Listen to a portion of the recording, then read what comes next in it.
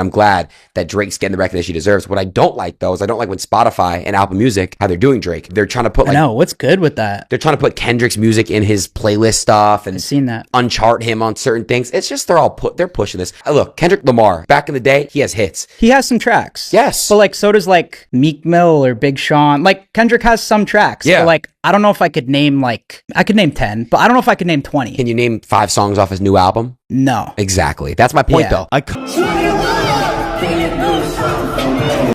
Drake's been walking through a storm lately, and the rap game's been watching every move he makes like it's the playoffs. The man's in the middle of lawsuits, chart battles, and internet drama that feels more like a Netflix series than real life. His beef with Kendrick Lamar, still hot in the streets. Kendrick's been hitting him with sharp bars and slick moves, and fans swear it's shifting the balance of power in hip-hop. The crazy part, Drake's got a brand new album with PARTYNEXTDOOR. But instead of smooth sailing, the release turned into a circus of numbers, conspiracies, and pure internet chaos. I saw my dad get arrested by like a SWAT team at the border, you know, for trying to cross over. I've seen things that didn't make me happy. They were character building, and that's why I think people in the hood can still connect with what I'm saying. From the jump, people noticed Drake's streams weren't hitting like they used to.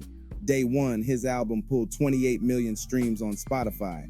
Big numbers for most, but for Drake, that's a dip. Day two, down 44% to 16 million. Day three, slid again to 11 million. His fan base, the OVO courtroom Karens, as some folks call them, weren't having it. They cooked up theories about Spotify and Universal Music Group teaming up to blacklist Drake because of his defamation lawsuit over Kendrick's Not Like Us promo. But the receipts didn't match the story. Drake's face was plastered all over Spotify and Apple Music playlists. If that's blackballing, it's the friendliest ban in history. The numbers told a different tale. Kendrick's GNX album was smashing across platforms even 12 weeks after release, and Drake's new project was struggling to keep pace just days after it dropped. Kendrick's monthly listeners hit a record-breaking 102 million, the most for any rapper ever, while Drake sat at around 78 million despite his new album hype. That gap wasn't magic or shady algorithms, it was timing. Kendrick had the Super Bowl stage, 30% of America watching, plus a performance that shot his whole catalog back up the charts. Overnight, songs like Not Like Us and Luther stormed the Billboard Hot 100 with 5 of his tracks in the top 10. Meanwhile, Drake's situation had folks whispering about a possible Ja Rule effect, the slow fade after a huge beef. Back in the 50 Cent versus Ja Rule days, Ja still dropped a couple decent selling albums before the decline set in. Drake might be on that same path, still doing numbers, but lower than his prime. His first week projection with PARTYNEXTDOOR came in at 250,000 units. Solid for most artists, but one of the lowest of his career. And remember, this is a 21-track album with Drake's name attached, selling CDs and vinyl for the first time in years. By comparison, Kendrick's 12-track GNX moved 320,000 units in its debut week. But Drake's crew spun it as a win. They pointed out it was an R&B heavy collab album, not a pure rap project, and those usually don't chart as high. True, only The Weeknd, SZA, and Frank Ocean can drop R&B and dominate first week sales. Still, numbers don't lie. Her Loss with 21 Savage, What a Time to Be Alive with Future. Both outsold this one by a wide margin. And Drake's obsession with stats is well known. Fans judge his greatness by the scoreboard, so dipping under Kendrick, The Weeknd, and even Kanye's vultures in early streaming comparisons wasn't a good look. The beef's shadow loomed over everything. If Drake had stayed quiet after Kendrick's first shots and taken that break he talked about post For All the Dogs, things might be different. But he stepped back into the ring, gave Kendrick ammo, and in turn sparked one of the biggest performance spikes hip-hop's ever seen. Now Kendrick's not just winning the lyrical battle, he's breaking records across platforms, from Apple Music's longest-running #1 song this decade to YouTube views topping Drake and J. Cole's first-person shooter. For Drake, the fight's not over, but the scoreboard's leaning heavy against him.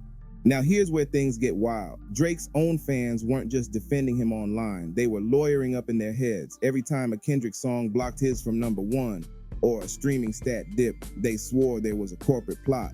Some were tweeting at Spotify's CEO, others screenshotting global digital artist rankings like they'd just cracked the Da Vinci Code. They'd circle numbers showing Drake had fewer Spotify points than Apple Music points, then cry foul.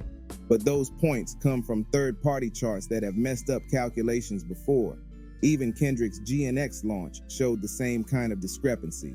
In reality, Drake's streaming drop wasn't sabotage, it was the market speaking. People just weren't replaying this album like they used to with his older stuff. Sure, Gimme a Hug got chatter for its Kendrick jabs, but it wasn't living long on the charts. Nokia and Die Trying had some replay value, but the rest felt like late-night R&B mood music that didn't stick. Meanwhile, Kendrick had momentum. Not only did he own the Super Bowl stage, but his songs were being treated like events. Not Like Us climbed back to #1 in its 30th week, something no non-holiday track had done in the streaming era. And the numbers were ruthless. Even in its 12th week, GNX was pulling 25.1 million daily streams, beating Drake's Fresh album at 24.8 million just 4 days after it dropped. Apple Music, same story. Kendrick holding the top spots, Drake sliding, and the irony, Drake actually name-dropped Apple Music in his defamation lawsuit, accusing them and UMG of pushing Kendrick's music unfairly. Yet Apple was still promoting his collab album with PARTYNEXTDOOR, even tweeting about it breaking records for R&B streaming days. The blackballing claim just didn't hold water. What really stung for the OVO faithful was how fast Kendrick's reach was growing. He was getting around 1.3 million new monthly listeners every day, while Drake was pulling in about 500,000. That's still big, but when you're used to being the king, it's humbling to watch someone else double your pace, especially when that someone's been clowning you in front of the whole rap game. And Kendrick wasn't just winning numbers, he was winning narrative. He became the second rapper ever to hold the top 3 Billboard Hot 100 spots at once. The first was Drake back in 2021. It was like watching history repeat, just with the roles reversed. Of course, academics and internet commentators couldn't resist stirring the pot. Some called Drake's 250K first week projection a straight W. Others said it was a sign of the slow fade. The truth? It's both. For an R&B heavy collab album in the middle of a PR storm, those are respectable numbers. But for Drake, the guy whose brand is built on dominance, it's still a downtrend. His last collab project, Her Loss with 21 Savage, hit 404K first week. What a time to be alive with Future, 375K. Even Kanye and Ty Dolla $iGen's Vultures had a bigger streaming debut week, despite Kanye's controversies. The parallels to Ja Rule's decline are eerie. Back in 2003, after the 50 Cent beef popped off, Ja's Blood in My Eyes still sold 140K first week. The next year, Rule did 165K. Then it was a steady downhill. That's what people are watching for with Drake. Whether this 250K is a one-off due to the R&B focus or the start of a pattern where each drop dips a little lower. And in the numbers game, perception is everything. Once folks think you're slipping, they start looking for proof. Every chart, every playlist, every streaming dip becomes evidence in the court of public opinion. Drake's defenders kept reaching for every excuse in the book. It's an R&B tape. It's a collab, not a solo. The industry's against him. But anyone paying attention knows this album was pushed hard. Drake announced it months ahead on streams with massive names like XQC and Aiden Ross. He's been talking it up while on tour. He's in the middle of the biggest rap beef in a decade. That's free promo in itself. And to lock it in, for the first time in years, he put out CDs and vinyls. This wasn't a low-key drop, this was a planned strike. And yet, when the numbers landed, it was clear the magic wasn't the same. Physical sales, only 22K, a far cry from Kendrick's 100K plus physical spike after the Super Bowl. The rest was all streaming. That tells you Drake's fan base isn't racing to buy collectibles the way Travis Scott's or Kendrick's audience will. And the kicker, even with a longer album, 21 tracks, which should naturally boost stream counts, he still couldn't catch GNX on first week numbers. That's a bad sign when you're known as the numbers guy. Meanwhile, Kendrick was still riding a wave no one else could match. GNX had only 12 tracks and still outsold Drake's 21-track collab. He had the top spots on Apple Music in over 100 countries. Not Like Us was dominating both Spotify and Apple charts months after release. Even YouTube told the story, and Kendrick's Super Bowl halftime show pulled more views than Drake and J. Cole's first-person shooter video, despite that video being out for over a year. The optics were brutal. Drake's situation has the same energy as a fighter who still has skill but can't land the knockout anymore. He's still respected, still dangerous, but not untouchable. And in the rap world, perception flips quick.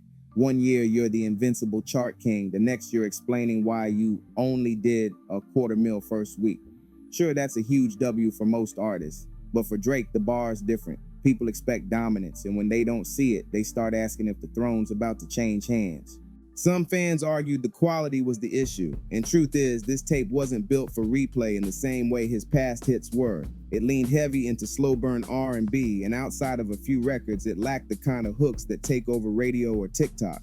Compare that to Kendrick's run. His tracks were built for both impact and replay, with West Coast bounce from Mustard that had clubs and cars bumping. Even the disses had replay value, which is rare. That's why Kendrick's momentum kept compounding while Drake's cooled fast. The scary part for Drake, Kendrick's hinting at another album this year. If he drops and it hits, that's two high-selling, critically acclaimed projects in the same year, on top of the Super Bowl run. That would shatter Drake's decade-long streak as the most consumed rapper annually. It's not just about bragging rights, it's about the narrative, and right now, the narrative's tilting toward Kendrick being the one running the game in 2025, both in culture and in numbers. So where does Drake go from here? On paper, $250K first week with PARTYNEXTDOOR is still a respectable pull, especially for an R&B heavy collab. But when you're Drake, respectable isn't enough. You're judged by whether you break the charts in half. He did score a couple W's, gave Party his first #1 album, passed Jay-Z for most Billboard #1s among rappers, and kept himself in headlines for months. That's not nothing, but the aura of invincibility, that's cracked, and he knows it. Drake's career has been built on numbers, dominance, and being everywhere at once. Now he's got a rival matching and beating him on every major platform. Kendrick's not just stacking sales, he's setting records, running the cultural conversation, and doing it all while staying true to his style. No pop pivots, no algorithm chasing singles, just rap, and it's working. The more Kendrick wins without bending, the more it pressures Drake to prove he can do the same without leaning on trends. The big fear in OVO land is the long game. Ja Rule didn't crash in a year, it was a slow slide, each album doing just a little less until he was out of the mainstream. If Drake follows that path, it won't happen overnight, but the signs would show. Fewer first week sales, shorter chart runs, smaller tour demand, and when the narrative of falling off sets in, it's almost impossible to shake. That's why these 2025 numbers matter more than just this album. They might be the first clear data point in a downward trend. Of course, Drake's still too big to count out. One blockbuster solo album with the right singles could flip the script fast, but that would mean taking risks, both musically and strategically. Playing it safe with formulaic hits might keep his base happy, but won't shut down the Kendrick talk. At this stage, he needs a moment, something undeniable, to remind the game why he's been on top for so long. Otherwise, Kendrick's momentum becomes the new normal, and Drake's king of numbers crown starts collecting dust. For now, the scoreboard's clear. Kendrick's breaking records, holding the top spots on both Apple and Spotify, racking up more new listeners daily, and putting on career-defining performances. Drake's still pulling big numbers, but they're not unmatched anymore. That balance shift is what's got his fans so defensive. It's the first time in a decade someone's made him look human in the numbers game. Whether that's temporary or the start of a new era depends entirely on his next move, and that's the hook, the reason everyone's watching. Hip-hop loves a comeback story as much as a takedown. Drake's been the villain, the hero, and everything in between, but now he's in the rare spot of being the underdog at the top. If he answers the challenge right, it could spark the next great run of his career. If he misses, well, history's got a long list of rappers who thought they'd never see the decline until it was already here.